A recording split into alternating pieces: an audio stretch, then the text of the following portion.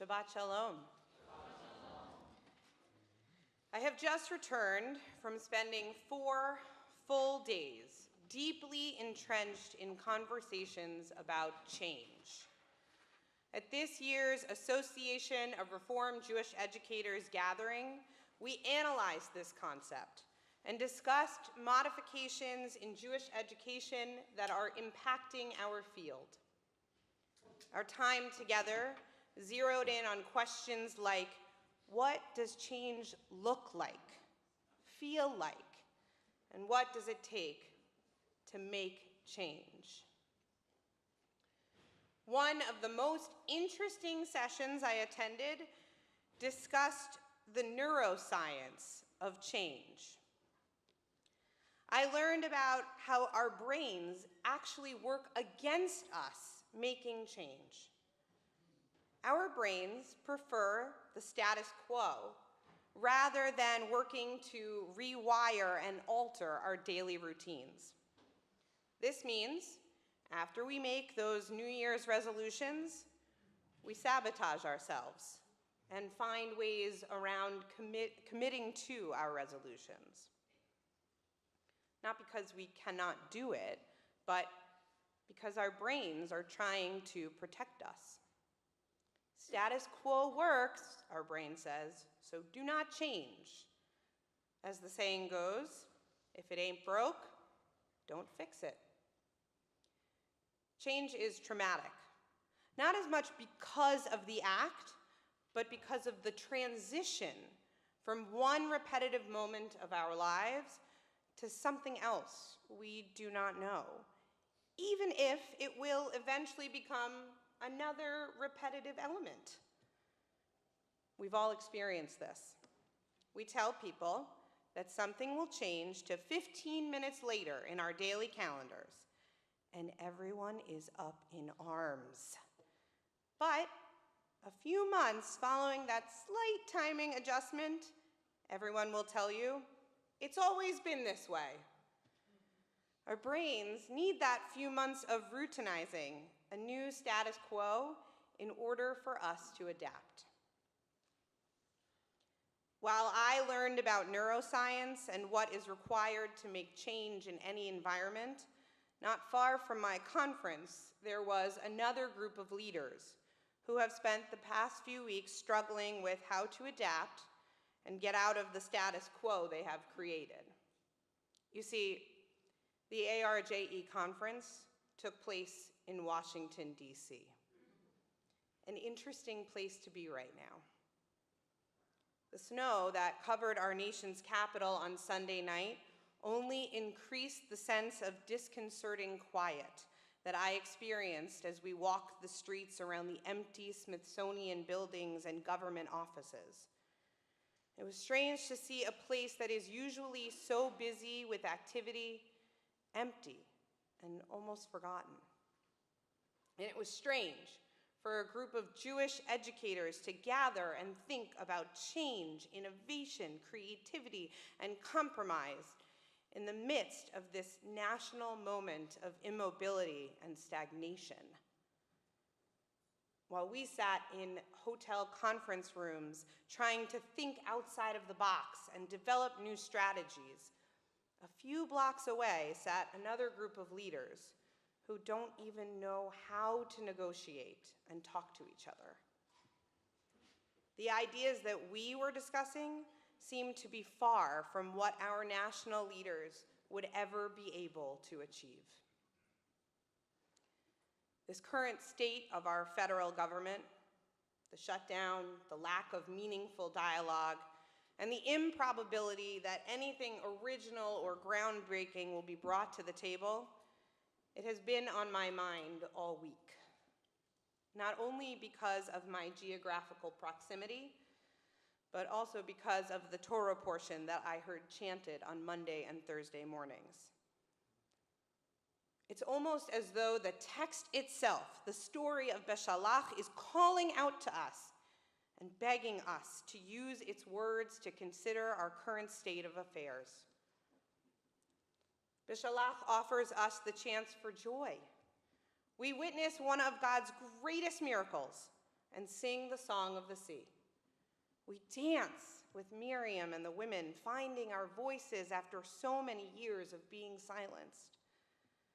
But this important, sacred moment of joy feels tainted this year.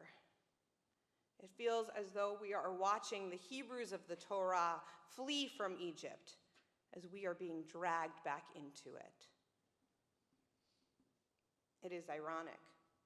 We read about the Israelites escaping slavery as we watch those in our society become furloughed into slavery.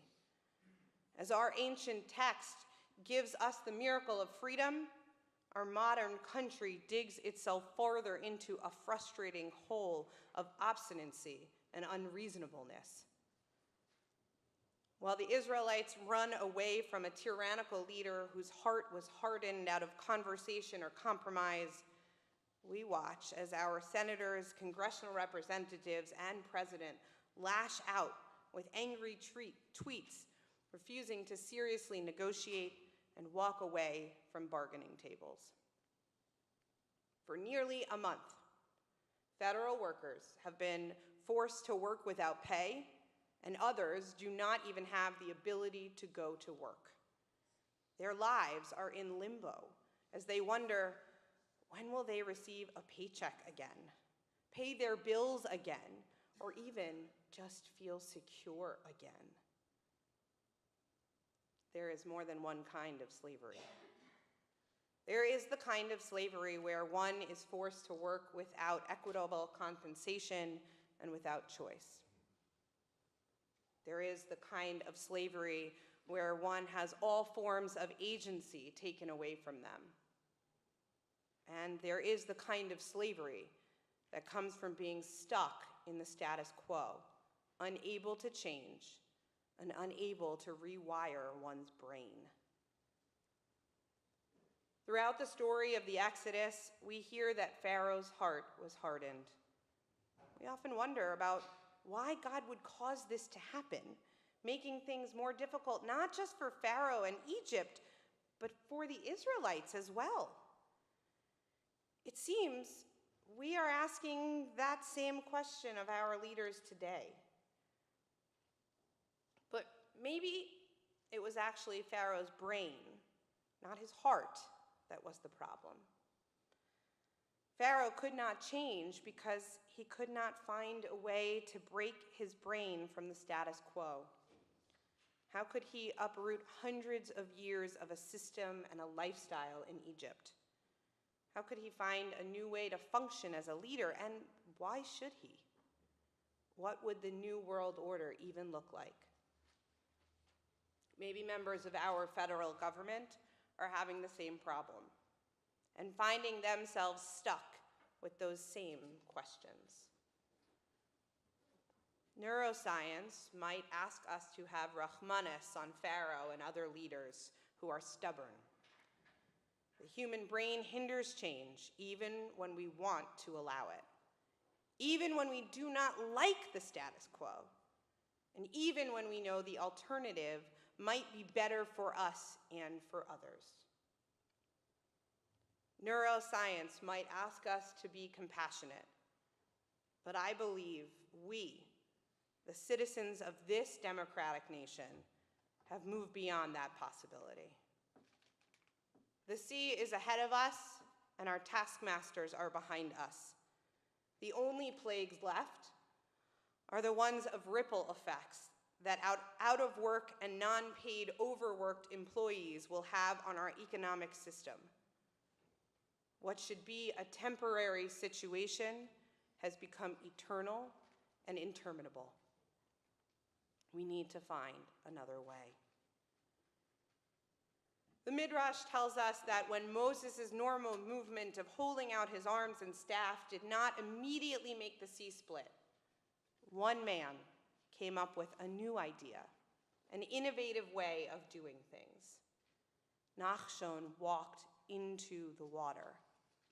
He took a risk and he tried something different. He was creative and he saw the potential for change. This past week, I sat with Jewish educators and we pushed and prodded at every angle, knowing that we have no choice in our positions but to transform our work, no matter how much neuroscience might slow us down. We readied ourselves to be nachshon for our communities. I wonder, who will be the nachshon in Washington, D.C. for our country? Who will come forward with a fresh idea and be willing to step into the water? We left behind slavery and a taskmaster for a reason. I can only hope that our text this week is here to help guide us forward across the sea instead of